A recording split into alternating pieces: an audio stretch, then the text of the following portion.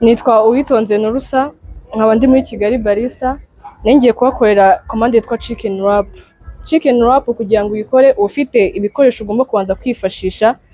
Mfite ahangaha Maggi, mfite chicken masala, mfite na soya sauce. Ibi bikoresho nibyo ngiye kuvanga kuri iyi nkoko yanjye ngiye gukora, babyita kumarina. Ni nko kuvanga nyine kugira ngo mbashe kuba nakora inkoko yanjye iryoshye. Twatangira. Iyi ni Maggi mbanje gufungura.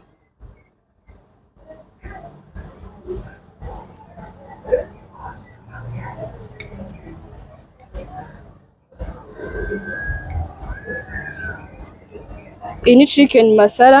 Biba byiza ufite akantu ushobora kuba wapimisha kugira ngo udashobora kuba wakoresha ibintu byinshi bikaba byabihira umukiriya wawe.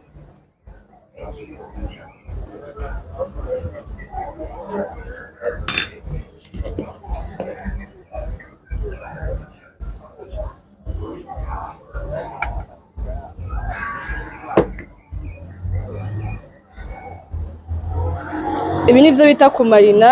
Ndabanza bya birungo uba nashyize kuri za nkoko nkabivanga neza bigahura na ya nkoko ngiye gukoresha.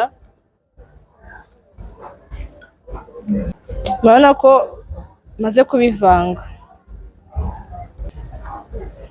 Nimaze kuvanga za nkoko zanjye, ugomba kuba ufite ipanu wifashishije. Ufite ipanu ku ruhande rwawe ugomba kuza gukarangiraho za nkoko zawe.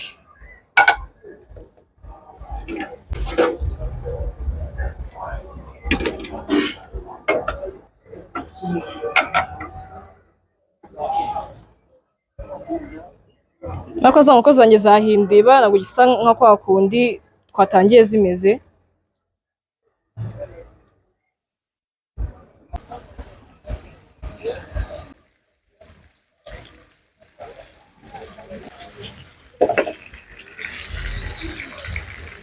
Ariko ndimo ndakanga za nkoko maze kumarina.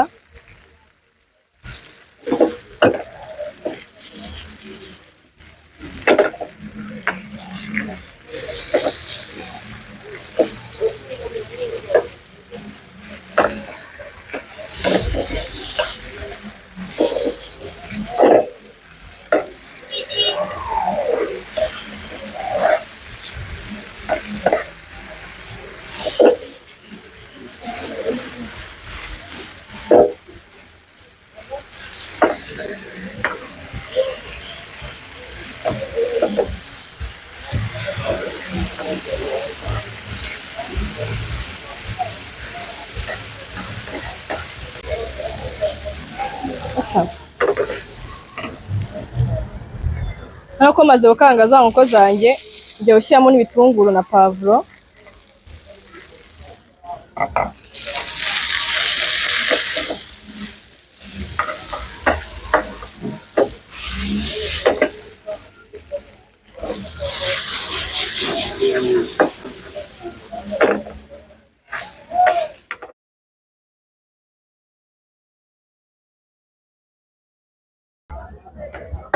Enjoy.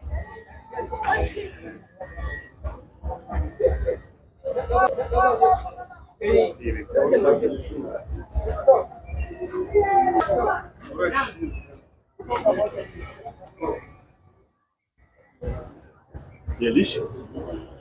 Very delicious.